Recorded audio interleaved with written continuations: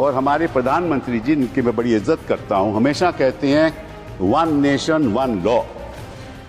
तो अगर one nation one law होना है तो बताइए भाई साहब कि ये केवल कहना कि मुसलमान ही वक्फ दे सकते हैं, ये किस किस्म का लॉ है?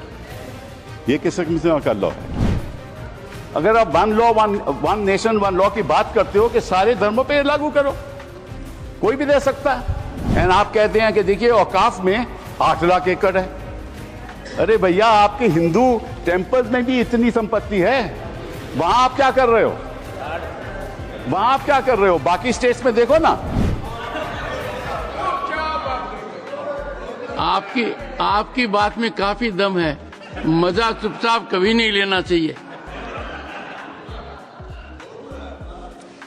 Shri Kapil Sibal. Thank you, Mr. Thank you, Chairman, sir. I rise to oppose the bill and thank you for this opportunity to participate in this debate. मैं थोड़े संक्षेप में कुछ मुद्दे उठाना चाहता हूं, कोई विवादित बात नहीं करूंगा। समझ लीजिए कि मेरे पास कुछ संपत्ति है, मेरी प्रॉपर्टी है। मैं हिंदू हूं या मुसलमान हूं या ईसाई हूं या सिख हूं, मैं उसको चैरिटी में देना चाहता हूं, तो कौन उसको रोक सकता है? कोई नहीं रोक सकता। और इतिहास में तो ये बात आपके सामने रखना चाहता हूं कि there was a right of non Muslims also to make a waqf. और 1954 में और 1995 में जो प्रावधान लाया गया, उसमें यह लिखा गया कि केवल मुसलमानों को वक्फ बना सकते हैं, कोई और नहीं बना सकता, प्रॉपर्टी नहीं दे सकता। और 2013 में जो संशोधन लाया गया, ये जो रोक थी वे खत्म हो गई। अब ये जो 2024 का अभी कानून बना है, उसमें वापस ये कहा गया कि केवल मुसलमान ही वक्फ दे सकते हैं। वो तो अलग बात है, मैं केवल छोटी सी बात रखना चाहता हूं। मैं as far as the 17th century, and I'll give you a judgment of the Madras High Court, which observed that it is common for the Hindu zamindars to have Muslims in their territories to make Muslim endowments. Similarly, in Arur Singh versus Badr Deen, Lahore High Court upheld the right of a Hindu to make waqf of his property for a Muslim graveyard.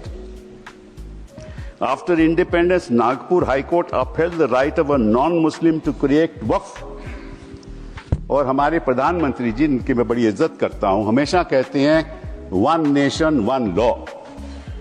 तो अगर one nation one law होना है तो बताइए भाई साहब कि ये केवल कहना कि मुसलमान ही वक्फ दे सकते हैं, ये किस किस्म का लॉ है? ये किस किस्म का लॉ है? और ये भी कहना कि मुसलमान को पहले 5 साल मुसलमान बने, फिर तय करना होगा कि तुम वक्फ दे सकते हो कि नहीं। अरे भाई, प्रॉपर्टी मेरी, मालकियत मेरी, चैरिटी में मैं देना चाहता हूं, आप कौन होते हो कहने को नहीं दे सकते?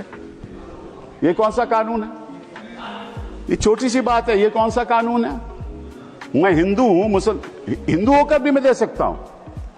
ये तो मेरी मर्जी है ना, प्रॉपर्टी तो मेरी है, आपका तो कोई हक नहीं। तो पहली बात तो ये कि ये आपने प्रावधान रखा क्यों? अगर आप वन नेशन वन लॉ की बात करते हो कि सारे धर्मों पे लागू करो, कोई भी दे सकता है। पहली बात है।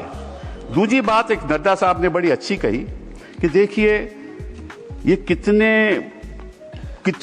कितनी एकर्स प्रॉपर्टी औकाफ की है, वक्फ की है। मैं उनको बताना चाहता हूं कि there are 32 Waqf boards in this country in different states merely supervise administration of waqf properties in their respective states. But please note kar lijiye Nada ji, total area of Hindu religious institutions in Tamil Nadu, Andhra Pradesh and Telangana respectively is 4,47,000 in Tamil Nadu, 4,65,000 in Andhra, 87,000 in Telangana, 723 acres with Tirumala Tirupati Devasthanam and thus it comes to 10 lakh acres only in 4 states.